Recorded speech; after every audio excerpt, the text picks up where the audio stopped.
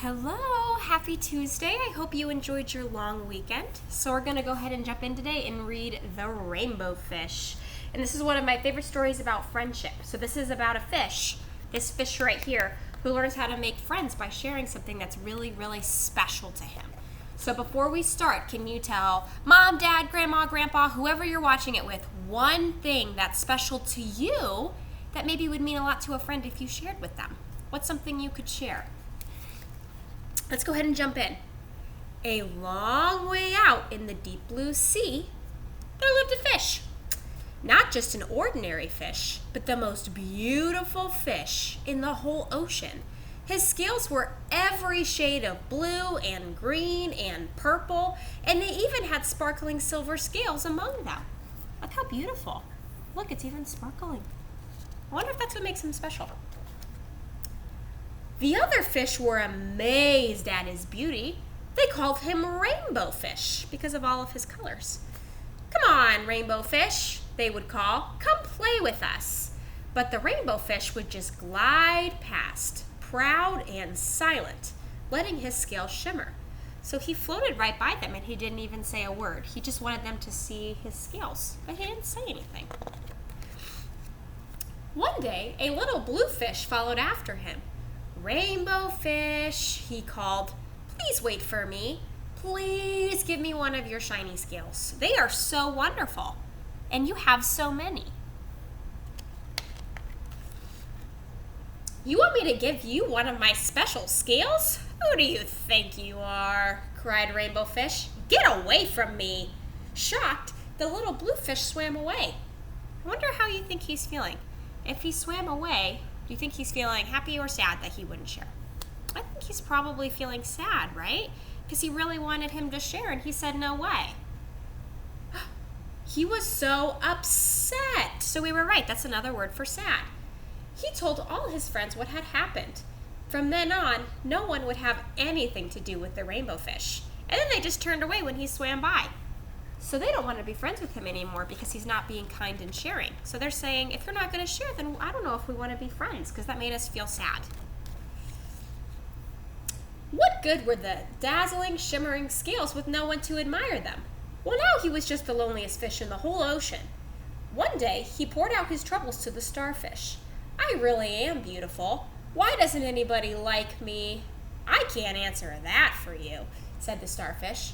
"But if you go to a coral reef, to a deep cave, you will find the wise octopus, and maybe she can help you." I wonder what an octopus is. There's the octopus.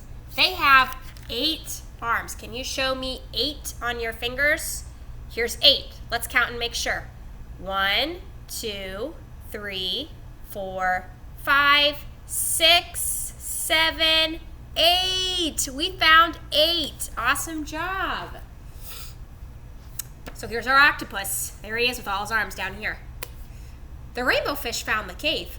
It was very dark inside and he couldn't see anything. Then suddenly, 2 eyes caught him in their glare and the octopus emerged from the darkness. So emerged means he came out and he couldn't even see him before. "I have been waiting for you," said the octopus with a deep voice. "The waves have told me your story. This is my advice. Give 1 glittering scale to each of the other fish. You will no longer be the most beautiful fish in the sea, but you will know how to be happy."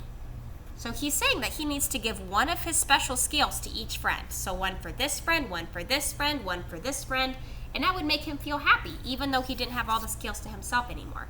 He's saying maybe he needs to learn how to share. "Well, I can't," the rainbow fish started to say, but the octopus already disappeared. "Give away my scales." "My beautiful scales? Never. How could I be happy without them?" I wonder how he could be happy without them. Suddenly, he felt the light touch of a fin. The little blue fish was back. "Rainbow fish, please, please, don't be angry. I just wanted 1 little scale." The rainbow fish wavered. "Well, it's only 1, he thought. Maybe I wouldn't miss just 1 of the scales." I think he's going to give him a scale. Carefully, the rainbow fish pulled out the smallest scale and gave it to the little fish. Thank you so much. The little blue fish bubbled playfully as he tucked the shiny scale in among his blue ones.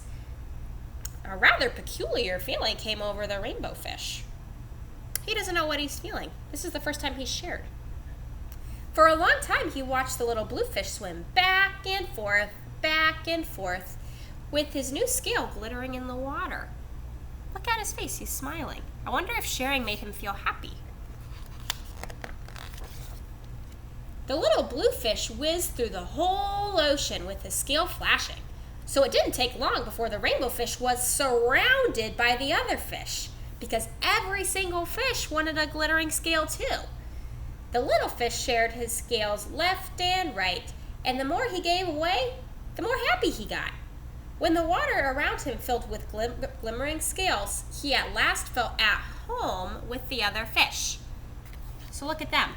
They all have some shimmering scales too. You can see them on their bodies. But that made him feel happy because he learned, hey, I can share what's important to me if that makes them feel special too. Finally, the rainbow fish had one left. Just one. His most prized possession, so the things that are the most special to him, he gave away. But he was still happy. Come play with us, rainbow fish. Come on. Here I come, said the rainbow fish, and happy as a splash, he swam off to join his friends. The end. There he goes. So what did we learn in the story? At the beginning of the story, he had all of these special scales, right? What happened in the story? What did he do with them? What did he learn how to do with his friends? Parents, I would encourage you to go ahead and pause the video now and talk about the events of the story. You could ask, who was the main character? So the rainbow fish. Where did the story take place? We were in the water, we were in the ocean. And how did the character change? So at the beginning, we know he didn't share, but at the end, he learned to share. So I'd encourage you to just kind of ask those comprehension questions and really build on their knowledge of the story. Thanks. Bye.